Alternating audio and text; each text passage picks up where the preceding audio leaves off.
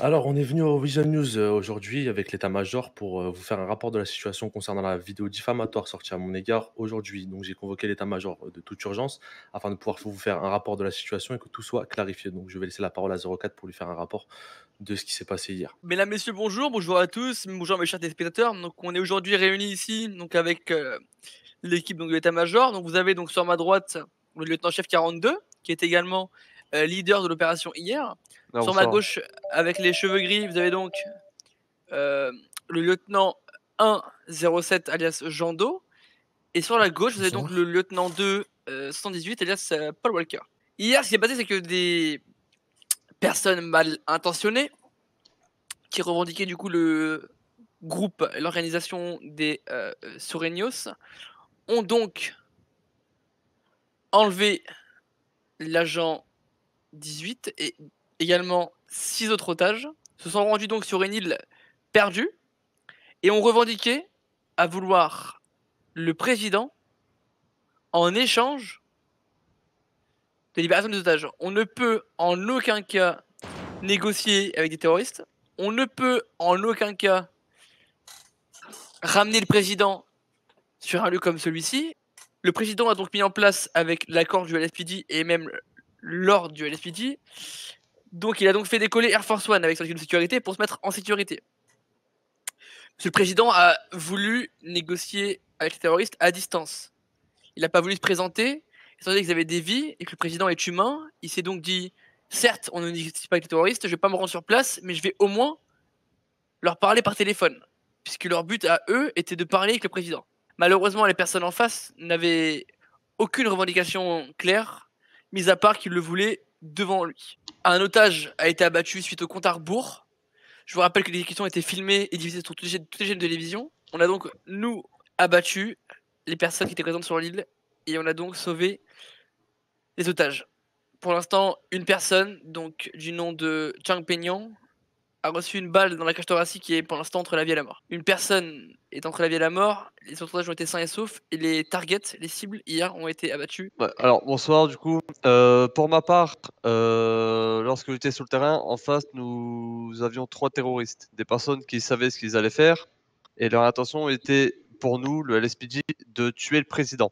Vous savez très bien que c'est impossible, de ramener un président et de sacrifier un président pour 5 otages. C'est pour ça que les négociations étaient très, très longues, très dures aussi à négocier de notre part. Personne n'est encore décédé, mis à part, les terroristes. Sachez, en tout cas, tous mes chers concitoyens, qu'on a mené plusieurs batailles avec la LSPJ sur de nombreuses prises d'otages, de nombreux attentats, de nombreux braquages de banques. Et on s'est toujours démené, que ce soit moi ou bien la LSPJ, à toujours faire en sorte que tous les otages sortent sains et saufs. On a déployé des millions, des millions, des millions de dollars pour tous ces otages. On a déployé des hommes. On a sacrifié des vies pour ces otages-là, maintes et maintes fois. J'ai toujours été sur le terrain lors des braquages et des prises d'otages pour soutenir la LSPJ et pour essayer d'apporter ma vision des choses. Une erreur est une erreur, certes. J'ai essayé de protéger ma personne sous conseil de l'état-major pour protéger tout le pays. Avant tout, sachez-le. Au vu des négociations qu'on a menées avec les terroristes, c'était vraiment compliqué de trouver un terrain d'entente. La seule chose qu'ils voulaient, c'était vraiment d'avoir le président dans les mains, ce qui est impossible pour nous. On a dû donc monter une équipe d'assaut. Moi, le commandant s'était rendu directement sur l'île en infiltration. Et c'est de là que a commencé l'assaut, au moment où ils ont essayé de assassiner l'otage Chang. Si je dis pas de bêtises, il y avait monsieur Dante Fidel Villar, Julio Montoya, je crois. Tout à fait. Et le Il troisième, me je sais semble que c'était un certain Ezequiel Martinez. Bon, écoutez, pour parler un peu de ces personnes, monsieur Julio Montoya, qui était un père de famille, disons exemplaire, hein, je pense, une personne qui n'avait rien à se reprocher. Donc c'est une personne dans laquelle nous, en tout cas, qu'on ne surveillait pas. Monsieur Dante Fidel Villar était une personne qui avait déjà fait 1 an de prison pour complicité de braquage de casino. Et le dernier, quant au dernier, il était également inconnu des services de police. Donc sachez que le président sur ma gauche a toujours défendu, protégé et mis sa vie en danger sur certaines missions. Quand je vois le président qui se rend dans les quartiers favorisés pour, entre guillemets, rabibocher les jeunes défavorisés avec le gouvernement, c'est quand même des choses qui sont assez délicates, surtout dans cette période difficile. Sachez que, comme on l'a dit précédemment, il va falloir le redire, ces personnes-là sont des terroristes. Dès lors de ce moment-là, on a essayé de négocier avec eux et c'est déjà un grand effort que nous faisons, sachant que d'après la Constitution, nous ne pouvons pas négocier avec. Ils détenaient des citoyens de notre pays. On a essayé de négocier. Malheureusement, ça n'a pas abouti et on a fait les efforts pour. Les négociations étaient bloquées et on a fait ce qu'on a pu.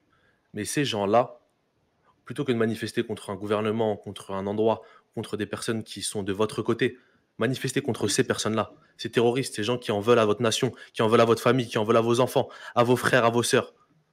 Prenez-vous-en à toutes ces personnes-là, plutôt que de vous en prendre aux personnes qui essayent de vous sauver la vie tous les jours et qui se démènent, comme la LSPJ, comme les EMS, comme moi-même avec le gouvernement, qui nous démenons tout le temps pour vous sauver la vie, pour vous rendre la vie meilleure.